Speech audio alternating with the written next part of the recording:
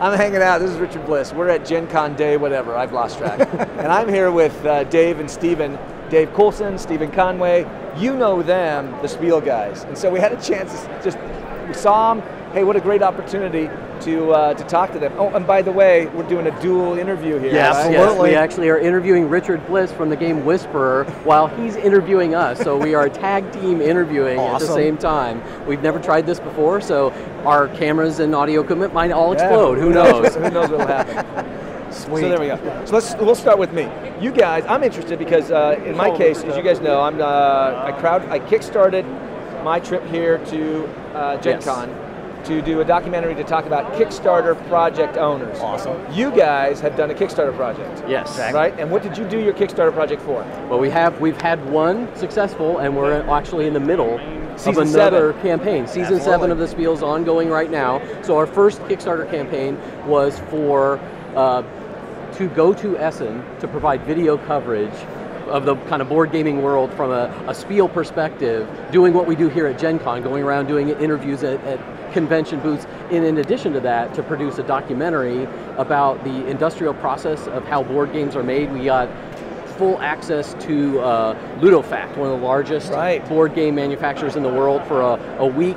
And it was amazing. Shot, what you guys, thanks. The access you guys had. We had so much great time, learning all about the process and shooting as much as we could right before Essen at Ludofact, and then came home and spent the next 9 months trying to collate all that stuff and turn it into a documentary. What a brilliant idea to run a Kickstarter project, to create a documentary, to go to a major game convention. I think I'll steal that idea. Oh, hey, awesome. Here we are. That was an awesome idea, which is why I got my idea, literally, right off of your Kickstarter project. Excellent. Imitation's the sincerest form of flattery. I appreciate that. You guys now are doing your second Kickstarter project, which is funding your podcast? Yes, exactly. Yes. We're trying to kind of pivot the business model for what we're doing here on the Spiel, and we've done advertising and tried to get listener support through donations and things like that, and we thought with the success of last year's Kickstarter that it was time for us to kind of change the way we went about trying to raise money for the show. And because we've become kind of this three-ring circus, we produce 25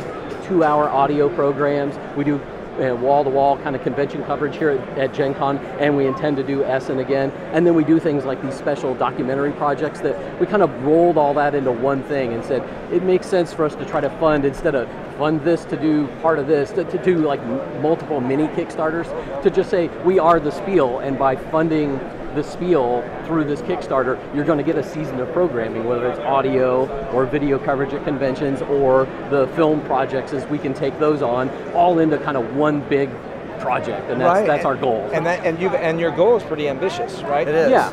What's your funding goal? Our total project is $15,000. I think we're a little over a third. Yeah, we're about 35, of the way there, and we're about a third of the way through. So it's pretty well on pace to hopefully be successful. And I think a lot of our donors are the same donors that helped us out last year, and they really enjoy what we do, what we bring to them, because it's not just the video and the audio. It's the passion, I think, that we bring for the gaming that we love to do. So we'll see. You certainly have a lot of fun doing it. This Kickstarter thing, you think it's going to be big?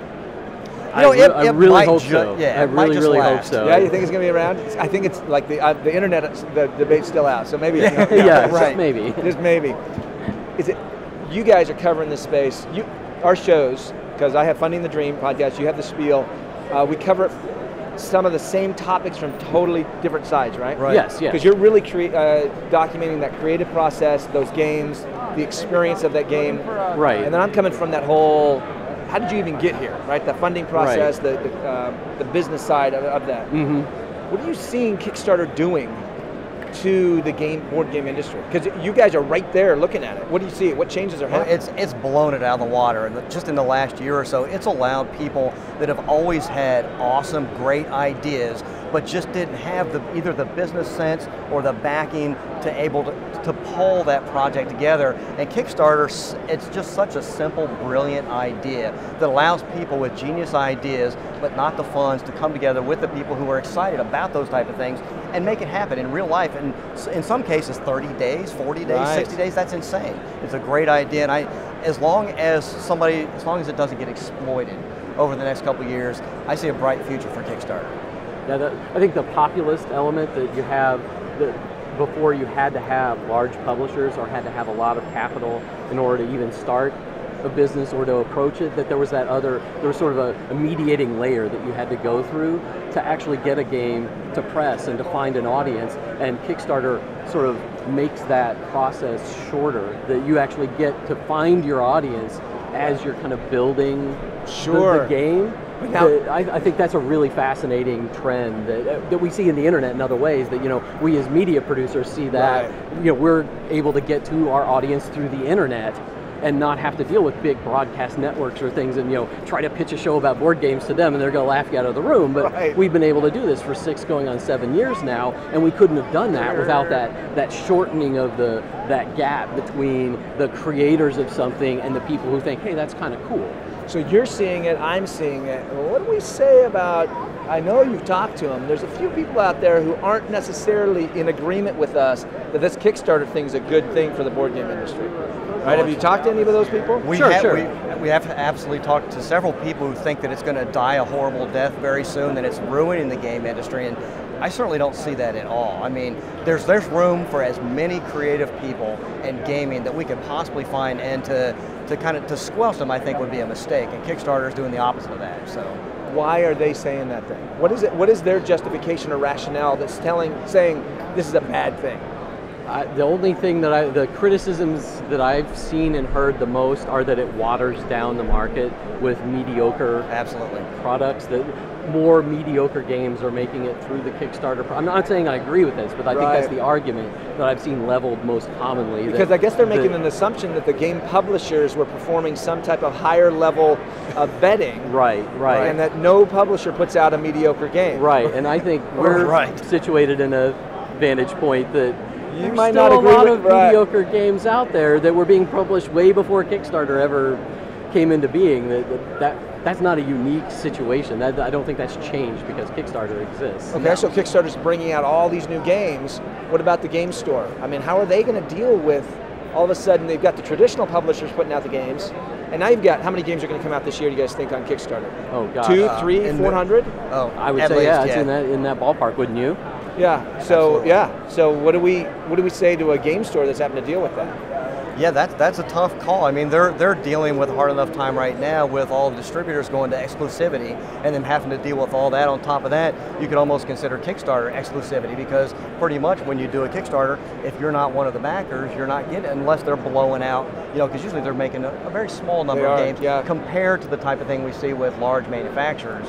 So I can see it being really tough for them, even though a few Kickstarter projects have broken through and included, local game stores and ways for them to get them. So I think the next few months is going to be interesting. We know that Kickstarter has kind of put down the hammer recently with the retail things. On retail things. It's almost as much their policies, how Kickstarter reacts to dealing with these small businesses. They're almost in control of how that trend goes as much as anything. Their policies may dictate how the local game stores can participate to a large extent, I think. What do you think? I agree that what you guys are saying, and I talk about it a lot on my show, because it's that business, that channel, how does the supply chain, and I always argue there's no game store out there that's got 10 feet of empty shelf space that they're waiting to fill up.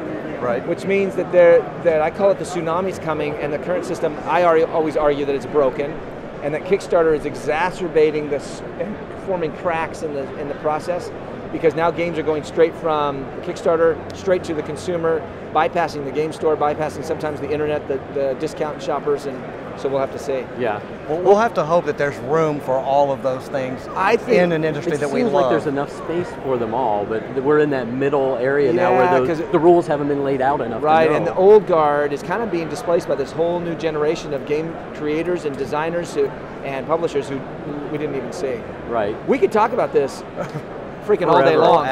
Forever. Now, we have to get at least one question in your direction here, because I think there may be people who aren't aware of your angle and the way you're covering the kind of board game world. Give people a snapshot look at your show and what you're all about to our audience. Oh, because sure. I think there's certainly some overlap, but I think there's always room to introduce more people to what you're doing as well. So I have a podcast called Funding the Dream, and it's basically funding the dream on Kickstarter. And it's designed for, because when I started it over about a year ago or so, I looked at what you guys were doing, and there's so much great content to cover the board game space. I realized though, I have a business background, Silicon Valley, marketing.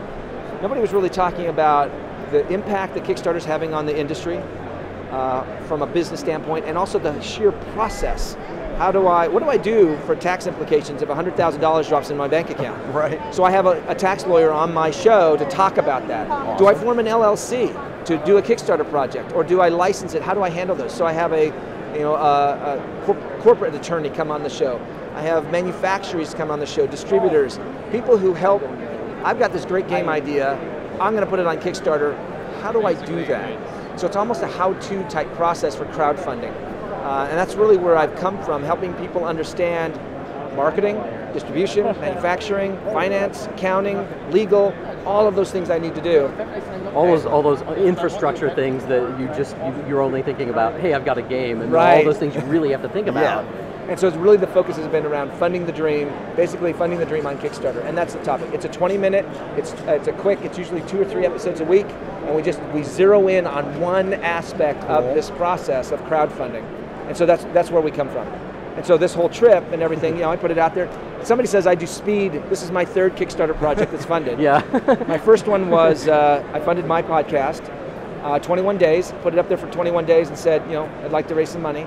That was successful. My second one was PAX East, right. 46 hours. I wanted to do a live broadcast, and I realized at the last minute that I needed some funds to be able to afford to do that. 46 hours, and I funded that one. And then this one was, I think, a week. I think I put it up 2 weeks ago and said, okay, hey, I want to do this. Last minute type thing. So I'm actually not a good example of what people should do, because everybody else do as I say, not as I do. Yeah, right. Do as they say, not as I do. That's how it's been. So that's where I've come from, and I've been really pleased with people walking up to me saying, your podcast helped me plan my Kickstarter project, and that's why I was successful and raised $20,000, $30,000, $40,000, $50,000, and that makes me feel really satisfied. Absolutely. We've been trying to pay attention to your advice to some extent, as best we can. We may not be following all the rules. Oh, no, I appreciate that. I do know, though, if I want to know what's going on in the industry, really from the game side, I come and listen to what you guys are talking about. Sweet. Because that's not what I'm covering. I'm kind of covering what's coming up and what we could talk about, and I know we're way over. Aren't we? We're just gonna, yeah. They're going like, you get podcasters. Stop. But for example, just the idea here that there is this new, what I've seen is this new generation is coming. This new group of people, young, social media savvy, technical savvy. They might not know manufacturing. They might not know the board game process, but they know all these other things. And we saw it the other night when we went to dinner. We were at dinner with some very good friends who've designed lots of board games. They've been around for years, and a steady stream of the old guard went by our table to say hello to who we were at dinner with. And then about an hour later, we went to another dinner, and it was the young guard. It's all these guys, most of them are under 30. They're all, they're kind of doing this for fun, and they've got their day jobs, and a lot of them are in finance or tech, where they're just doing social media all the time, and they've launched their own. And they're doing it totally different. It's interesting, the old guard's perspective on this new guard, and they're saying, well, they don't know what they're doing, and they're going to run into problems. Right. Yeah, but that's not stopping them. They're doing it anyway. Right. And it's really interesting to see how many people are here really are being driven by this Kickstarter phenomenon.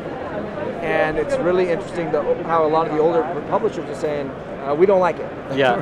Why? And I think a lot of the resistance and the criticism is coming from probably that side of the aisle. It is. It's been really interesting. And when I say, what do you think about Kickstarter? And they're like, you got to turn off the camera.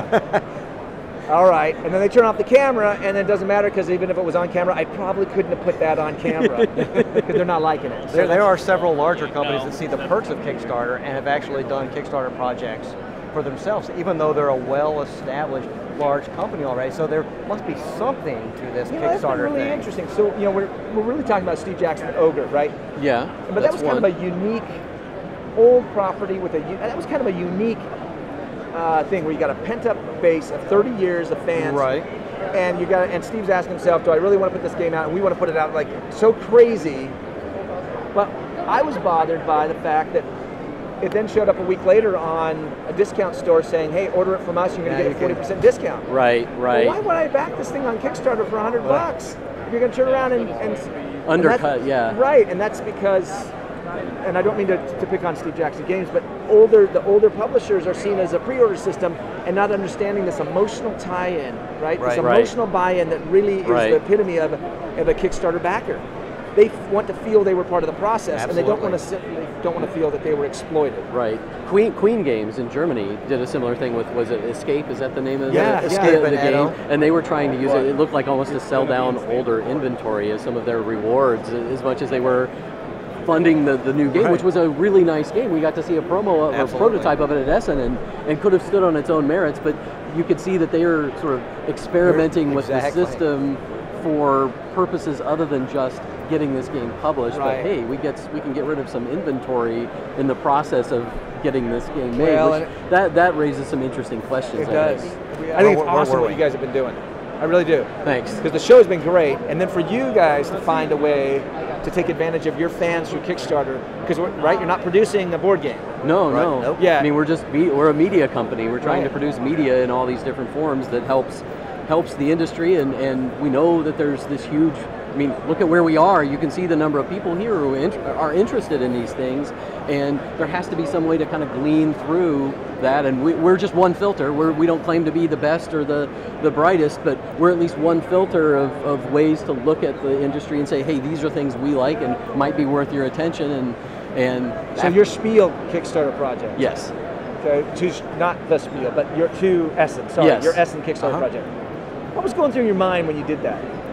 Because nobody had really done it at that point. Because you guys were really kind of the first ones to kind of go out there and do it. Right. What's going through your head? Are you kind of thinking, oh my gosh, what's going to happen if we, right? Yeah. There was definitely some moments where we were trying to figure out whether people would appreciate what we do enough to want to fund, because some people certainly looked at it. Why should we pay for these guys to go to Europe? That's insane. They're going on vacation. Yeah, right. They don't understand the work that goes into. Exactly. I mean, it is fun. Don't get me wrong, but it's a lot of work too. Right. But it was really exciting, especially once it was funded, to find that there were those people out there, enough people that appreciated the type of coverage and what we do. So we were walking a thin line for a while when we did it. It was a gamble, but it certainly paid off. And it was actually in the early days, I think, what was it, $6,000 you guys asked for, thereabouts. And that was a lot of money in the early days of Kickstarter, right? Sure. So last year. Right. Exactly. But that was, I watched that very closely because it was like, okay, does this really work? Yeah. Because you're not giving anything, because this crowd is so used to, I'll give you money. Right. I tell you what, that's the hardest, tangible. that is absolutely the hardest thing about doing what we're doing, because there isn't anything tangible or physical. There is something at the end of the day. There's an audio program, there's a video program, but you don't walk home with a box or something like that. And we've tried to get creative with this one, with publisher support, with some of our rewards, so that there are actually something physical related to the Kickstarter, trying to... Sure, I admit that one irritated me because I was going to do that, and by the time it was like, oh, they already did it. And then that's when I reached out to you guys, because I was going to say, look, I'm going to do this. Do you guys mind if I just blatantly steal your idea? Next time, because it was a great idea. Let's explain to the listeners what you did, what we're talking about here. How you kind of had others help you generate those pledge rewards. What are we talking about? So I reached out to publishers and said, we're covering your industry. Would you be willing to provide promos? The first idea was from last year. We started getting promos from Essen as a reward level. And so the initial call was, would you be interested in providing some promos for games that are normally, you have to be at a convention to get them, but there's obviously a lot of people who might want those. And that sort of expanded. It was actually several publishers saying, well, I'll do that and I'll one-up you. I'll give you several copies of game X or Y that you could use as a reward level. And I said, well, that works. That's kind of a good idea. And that sort of got the ball rolling, and I sort of added that into my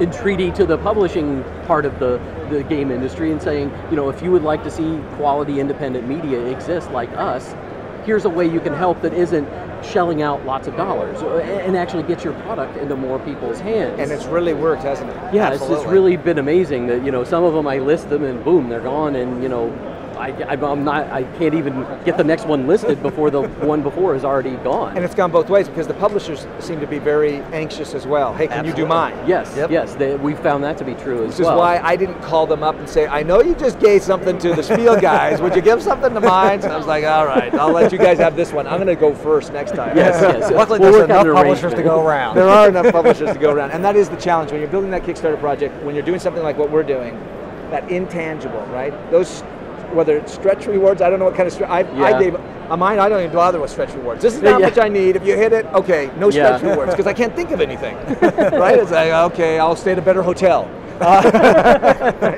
I'll buy better gas, what we got, right? And that's kind of what we're dealing with when you got that intangible. Yeah, absolutely. Right. Well, if people want to find out more about your show, where can they find you online and all the different venues on the internet? How best can people find out more? Well, I'm pretty easy to find. So the Game Whisperer is my Twitter handle, Game Whisperer, or on Facebook, The Game Whisperer. LinkedIn, Richard Bliss. You can find me on LinkedIn because I connect to a lot of gamers on LinkedIn. And then on iTunes, it's Funding the Dream. Okay. And if you just type in Funding the Dream, I'll pop up on all the Google searches. So that's, and then we have a YouTube channel. Yeah, we got a YouTube channel as well, Funding the Dream. Excellent. Because what you're going to be seeing come out of this, the reason we're doing the documentary, is a crowdfunding academy. What we've realized is that people are so desperate for the exact same information over and over and over and over.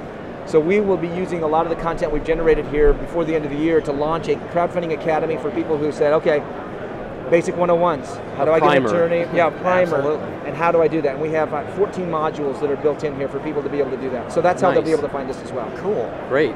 And your show is located, everybody knows your show. We're at thespiel.net. We also have Facebook and Twitter accounts and are active on Board Game Geek and places like that. But thespiel.net is the home, and we're on iTunes. You can find us on iTunes at The Spiel. And we have a YouTube channel where you can find all of our documentary is up there for free. And all of our video content from conventions as well. And Spiel is S-P-I-E-L. All right, so to make sure that's Thanks a lot, Richard. This has been fun. It has been fun. Absolutely. We could talk all day long. Yes. Yeah, so we want to say thank you. And thanks to my audience, and thanks to the Spiel audience. Thanks. We appreciate it. Thanks, you guys.